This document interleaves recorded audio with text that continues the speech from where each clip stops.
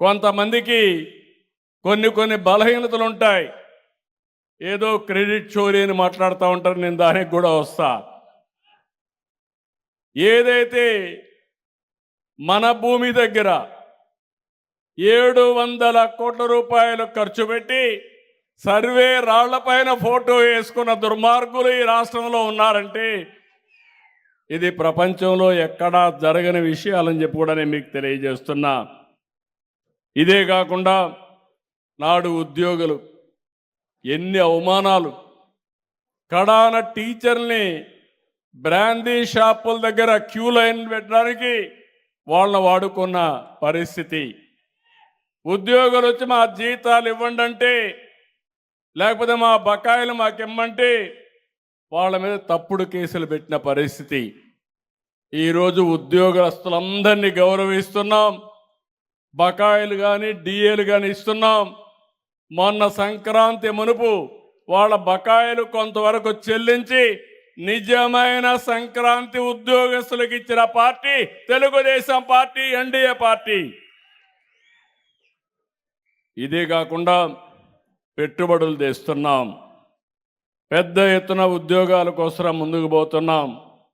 పెట్టుబడులు ఒకసారి మీరు చూస్తే ఇటీవల కాలంలో బ్యాంక్ ఆఫ్ బరోడా ఒక రిపోర్ట్ ఇస్తే దేశంలో వచ్చిన పెట్టుబడుల్లో 25% మన రాష్ట్రానికి వచ్చాయి.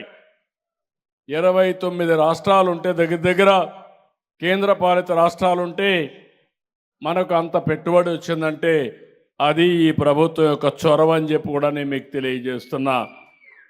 ఇదే కాకుండా మొన్ననే 8,50,000 కోట్ల రూపాయల పెట్టుబడులు SIPBలో క్యాబినెట్ మీటింగ్లో క్లియర్ చేశాం.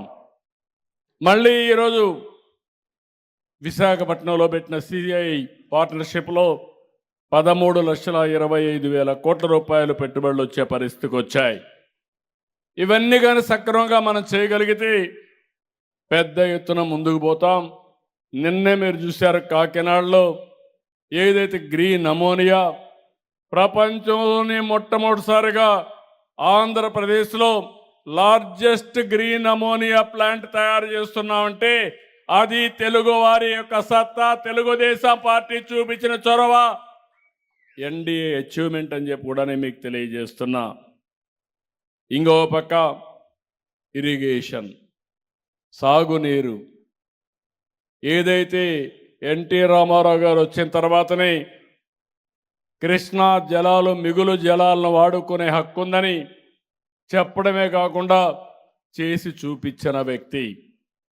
తెలుగు గంగ అండర్ గ్రౌండ్ పైపులు వేసి నేరుగా నీళ్లు చెన్నైకి తీసుకుపోవాలంటే ఎన్టీ రామారావు గారు ఒకే విషయం చెప్పారు.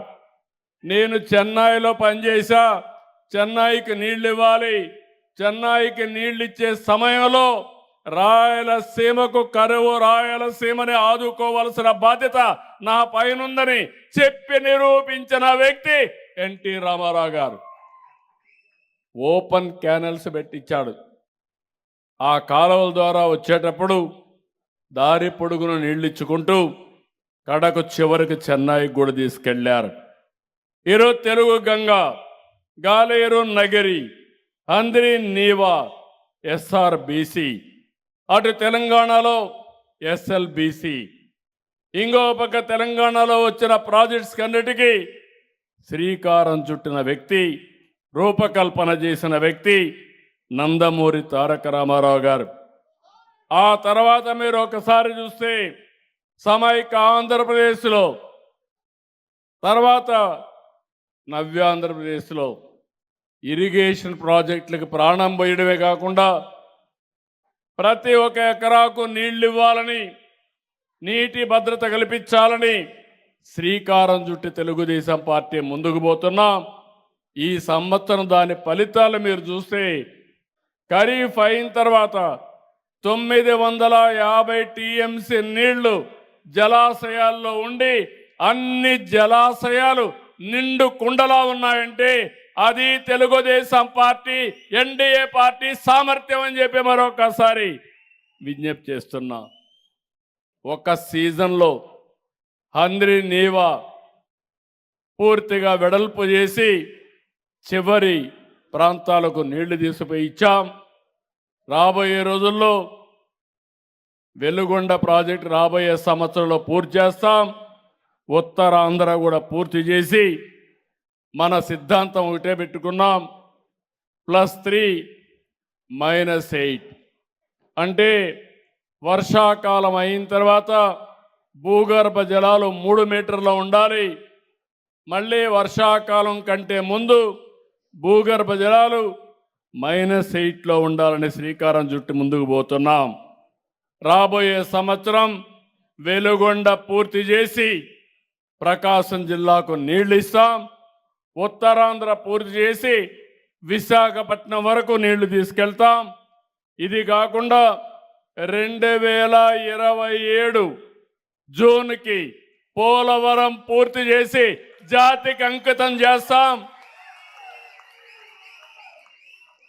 అంతేకాకుండా నదుల అనుసంధానం ద్వారా ప్రతి ఎకరాకు నీళ్ళిచ్చి కడాన నా జీవితాశయం శ్రీకాకుళంలో ఉండే వంశధార నుంచి ప్రకాశం మన నెల్లూరు జిల్లాలో ఉండే పెన్నా వరకు నదుల అనుసంధానం చేసి ఏ ఒక్క వ్యక్తి నష్టపోకుండా ఆంధ్రప్రదేశ్ రాష్ట్రాన్ని బాగు చేసే బాధ్యత తీసుకుంటామని చెప్పి కూడా నేను మీకు తెలియజేస్తున్నా.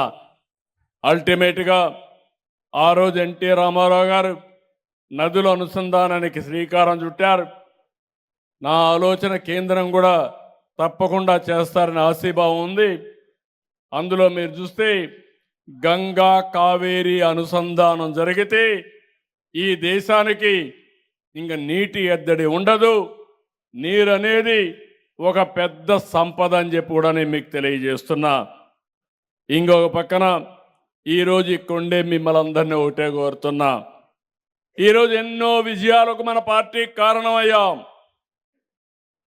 టెక్నాలజీని అందిపుచ్చుకున్నాం. ఈరోజు ఇంకొక పక్కన మీరు చూస్తే ఎక్కడికక్కడ కరెంటు ఛార్జీలు పెరుగుతూ ఉంటే గడిచిన 5 సంవత్సరాల్లో దగ్గర 32,000 కోట్ల రూపాయలు కరెంటు ఛార్జీలు పెంచి డిపార్ట్మెంట్ని అస్తవ్యస్తం చేసి 1,20,000 కోట్ల రూపాయలు ఈ ఎలక్ట్రిసిటీ సంబంధించిన యూటిలిటీస్ అన్నీ కూడా అప్పుల పాలయ్యే పరిస్థితి వచ్చాయి. ఇంకో పక్క 4,600 కోట్ల రూపాయలు ఎలక్ట్రిసిటీ డ్యూటీ వేస్తే దాన్ని పూర్తిగా రద్దు చేశాం.